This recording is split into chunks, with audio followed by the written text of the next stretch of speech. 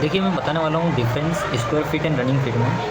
तो सबसे पहले हम बात कर लेते हैं अपने स्क्वायर फीट की। तो स्क्वायर फीट क्या होता है ना, स्क्वायर फीट होता है लेंथ इनटू ब्रीथ, ठीक है।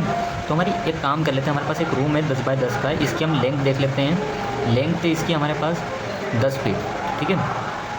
10 फीट इसकी लेंथ है एंड ब्रीथ है इसकी 10 फीट, ठीक है। हमारे पास दोनों क्या है 10-10 है। अब हमें इसका स्क्वायर फीट निकालना है। तो स्क्वायर फीट के लिए हम क्या करते हैं, आपने पढ़ा होगा square feet is equal to length into breadth, okay. तो हमारे पास यहाँ पे लेंथ भी है ब्रीथ भी है, लेकिन हमें स्क्वायर फीट निकालना है इसका। तो स्क्वायर फीट निकालने के लिए हमें क्या करना पड़ेगा, लेंथ इनटू ब्रीथ कर दीजिए। तो हमारे पास लेंथ है कितनी 10 फीट इंटू ब्रीथ हमारे पास 10 फीट है। तो इन दोनों को जब हम इंटू करेंगे तो हमारे पास क्या निकल के आएगा, स्क्वायर निकल के आएगा। तो हमारा स्क्वायर कितना हो रहा है, अब 10 को मल्टीप्लाई करेंगे 10 से तो हमारा टोटल होगा 100। तो हमारे टोटल स्क्वायर फीट निकल के आ चुका है। स्क्वायर फीट हमारा हुआ 100 स्क्वायर फीट, ठीक है। तो हमने इस तरीके से इसका स्क्वायर फीट तो निकाल लिया, लेकिन अब हमने इस रूम का स्क्वायर फीट निकाला क्यों है, हमें लगाना है इस रूम में टाइल्स, ठीक है। अब हम टाइल्स लगाएंगे तो कुछ इस प्रकार से हम टाइल्स लगेगी इसमें। तो हमें ये ज्ञात करना है कि इस रूम में करीबन कितनी टाइल्सें लग सकती हैं, ठीक है। एक मकान मालिक को हमें कैलकुलेशन करके देना है, तो हमें कैलकुलेशन करना पड़ेगा पूरा कि भाई कितना स्क्वायर फीट बन रहा है, इसमें कितने स्क्वायर फीट में कितनी टाइल्सें लग सकती हैं। मान लीजिए अगर आप 1 बाय 1 का टाइल्स लगाते हैं, मान लीजिए अगर आपने 1 बाय 1 का टाइल्स लगाया, ये हो गया आपका 1 बाय 1 का टाइल्स, तो आपके पास 100 स्क्वायर फीट है टोटल। तो आप इसमें 100 टाइल्स लगा सकते हैं आराम से 1 बाय 1 के, यानी कि 1 बाय 1 का टाइल्स 1 बाय 1 फीट जगह कवर करेगा, तो अपना 100 फीट जगह है। तो ये 100 फीट जगह कवर करने के लिए 100 टाइल्स आपके 1 बाय 1 वाले लगेंगे।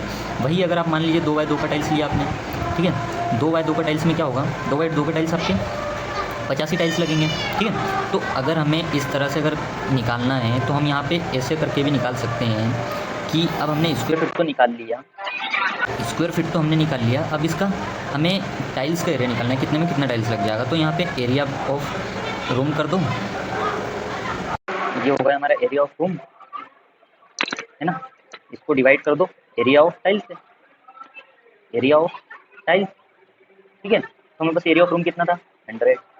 अब हमारे पास मान लो हम इसमें 2 बाय 2 के टाइल्स लगा दें, ठीक है। तो 2 बाय 2 के टाइल्स लगाने के लिए इसको 100 डिवाइडेड बाय 2 कर दीजिए।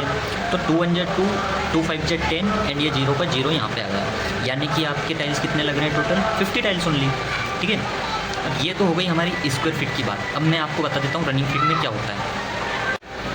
तो देखिए रनिंग फीट में क्या होता है ना, जैसे अब यही वाला रूम हमारे पास यहाँ पर भी है, ये भी हमारा 10 बाय 10 का रूम है, लेकिन इसमें क्या है यहाँ पर एक डोर दे रखा है, ठीक है। अब ये जो डोर है ये मान लीजिए हमारा है 3 फीट का, ठीक है। ये हमारा क्या हो गया 3 फीट का डोर हो गया। अब हमें इतना स्पेस छोड़ना होगा, हम इसमें क्या करने वाले हैं, हम इसमें लगाने वाले हैं स्कर्टिंग। स्कर्टिंग जो अपने साइड में दीवारों पे लगती है जो उसमें, तो हमने इसमें अगर स्कर्टिंग लगाना है तो हम डोर के ऊपर तो स्कर्टिंग लगाएंगे नहीं, तो हमने इतना जगह छोड़ के रखा है, ठीक है। 3 फीट जगह हमने छोड़ दिया, यानी कि अब हमारे पास इसका एरिया कितना बचा, इसका एरिया हमारे पास मान लीजिए ये 10 फीट 10 का एरिया है अपना पूरा, ये अपना 10 फीट 10 का एरिया है, ये 10 फीट 10 है ना। एंड ये भी कितना है हमारे पास, लेंथ भी 10 फीट है एंड ब्रीथ भी 10 फीट है, ठीक है। लेकिन ये 10 है, ये भी 10 है, ये भी 10 है, लेकिन यहाँ पर हमारा 3 फीट का एक डोर दे रखा है, तो हमें 10 से माइनस करना होगा 3 को, 3 माइनस करेंगे हम तो हमारे पास कितना होगा 7 फीट, ठीक है। तो ये 7 रनिंग फीट हमारे पास है, ठीक है। अब 7 रनिंग फीट हमारे पास है, तो मान लीजिए हमारे पास 7 तो ये हो गया, 10 ये हो गया, 10 ये हो गया, 10 ये हो गया, 10 20 30 ये हो गया, प्लस 7 ये हो गया, तो हमारे पास टोटल कितना रनिंग फीट हो गया 37, ठीक है। अब हमारे पास मान लीजिए 37 रनिंग फीट में पूरा एरिया है।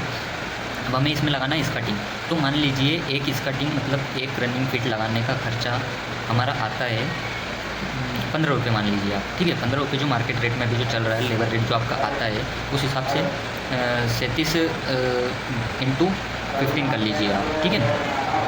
तो हमने 37 मल्टीप्लाई किया 15 से, ठीक है।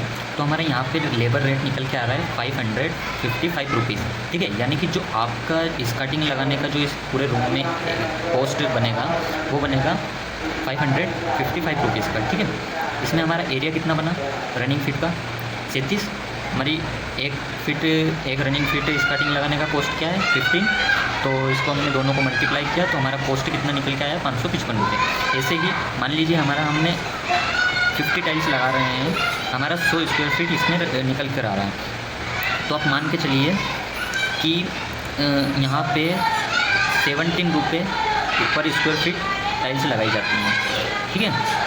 तो मान लीजिए अपने पास 100 स्क्वायर फीट है, तो 100 स्क्वायर फीट को मल्टीप्लाई कर दीजिए आप 17 से, तो हमारा कितना बनेगा 1700, ठीक है। तो ऐसे ही आपका इसका कॉस्ट निकल के आ गया एंड ऐसे ही हमारा इसका कॉस्ट निकल के आ गया। तो मान लीजिए आपका एक रूम में आपने स्टार्टिंग प्लस फ्लोर लगवाया है, तो आपका टोटल कितना पैसा बना वो आप यहाँ पे प्लस कर लीजिए 1700 प्लस 555, तो ये हमारा बन गया कितना,